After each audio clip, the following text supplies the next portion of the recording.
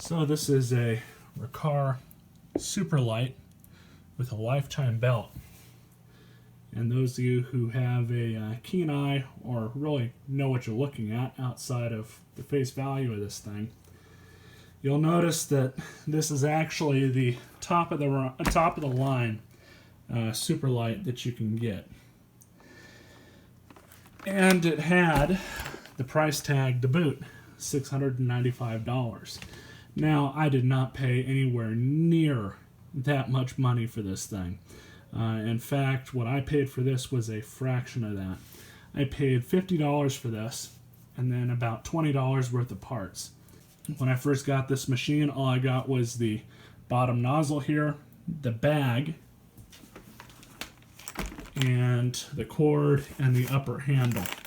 I had to replace, because I was not provided with one, the centerpiece here, the air duct, and both of the clamps, or brackets I should say, that hold this air duct onto the fan chamber. A little bit of dirt there, no big deal. Obviously the hardware that went through that, I had to source that as well. Now these are very, very nice vacuums. But even saying that, I could never justify spending almost $700 on one of these. Actually, over $700 if you factor in sales tax, if that's an issue. But they are very serviceable machines. And the bags, the outer bags on them are kind of nice. I didn't think I'd like this at first, but it's actually nice that it's got this, I don't know, skeleton inside it.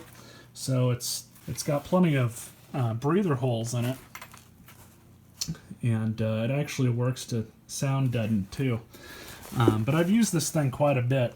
I've already got that much dirt and crap in it. Granted, some of that's probably from me vacuuming the throw rug that I have out in the garage. I do like to do that from time to time because it's actually really smart to do this. If you park your car in the garage and then go immediately in your house, you're going to be tracking all sorts of crap and crud on your shoes into the house. And actually a beater throw rug mitigates almost all of that issue. So it's actually really nice to have. Anyways, enough of me babbling. You have a 2-speed switch. I believe this model has a 35 or 40 foot cord. It also has a carry handle. Now, the difference between this model and their $200 or $219 version of this vacuum is really minor, unless of course you count the lifetime belt. Now in the lower end machine you're going to have a rubber belt that will need to be changed from time to time, and it won't have the built-in belt protection that this model has. So effectively that's what you're spending the most amount of money for, is for this belt saver technology that's inside this thing.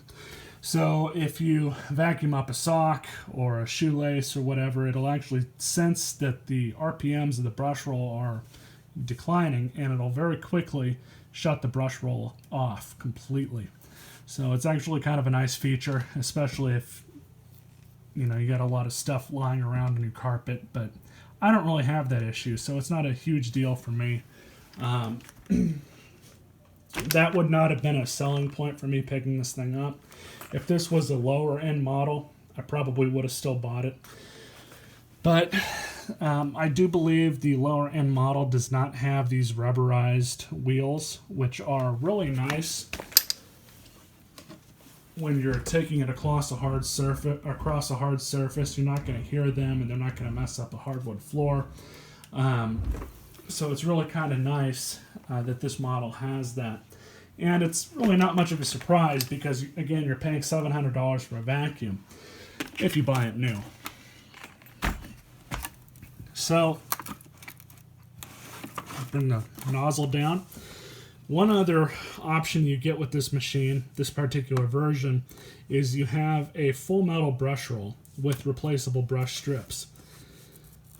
Now, some people don't like the full metal brush roll. I actually do like it. Effectively, it does save you a little bit of money when you do have to replace these brush strips. But these brush strips, this whole brush roll is actually really, really aggressive. These strips themselves they're very stiff. There's no way around that. It's nothing like an Auric. An Auric, even a brand new brush roll on an Auric XL, the brush bristles are still going to be pretty soft, but on these they're really hard. So here is the bottom of the machine, made in the USA with globally sourced components, just like Hoover's products and Oryx and whoever else is assembling their stuff in US. Now, it won't do it on this carpet, but if you actually use this thing on a hard surface or low pile carpet and you leave it in the upright position, it will take off from you. That's how aggressive the brush roll is on these machines. Even the ones with the wood brush rolls will do the same exact thing. They will take off if you let go of them. And some people might find that annoying, but I actually find it to be a good feature. Because it kind of gives you, especially with the metal brush roll, it gives you the self-propelled feel. But got a little bit of cat hair there. Let's and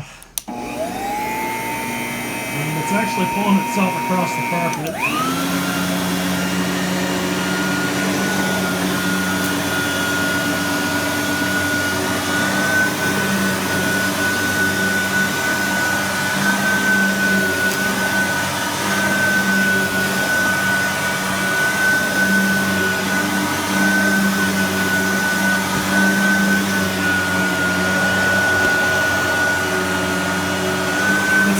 Do it on this carpet.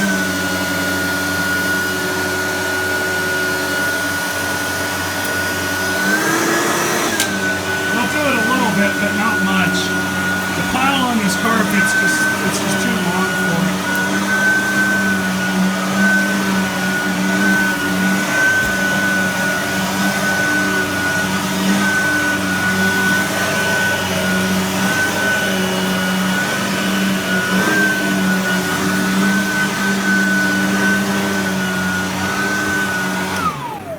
Show you guys. I don't want to mess up my jacket. I was just thinking about doing that, but we use a towel. Hopefully it doesn't suck it up into the fan chamber.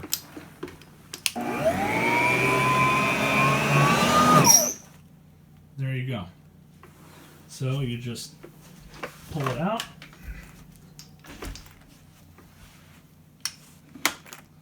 Reset it. Back to vacuum. So it's a really nice feature to have, especially if you're too lazy to pick up stuff that's on the ground. But anyways, I hope you guys enjoyed this quick video on this machine. These are really nice vacuums, and if you can find one at a used price, I would definitely pick it up. I don't know that I'd buy one of these new, but if you want the warranty, even though nothing's really going to break on these, I think they come with a 7-year warranty, 5 or 7 year. So it's not like there's a whole lot that can go wrong with one of these machines, but in the event that it does and it's not your fault, it kind of is nice to have that warranty. But for me, I don't really need it, so buying used was the better option. Anyways, I hope you guys liked this video. Stay tuned for more.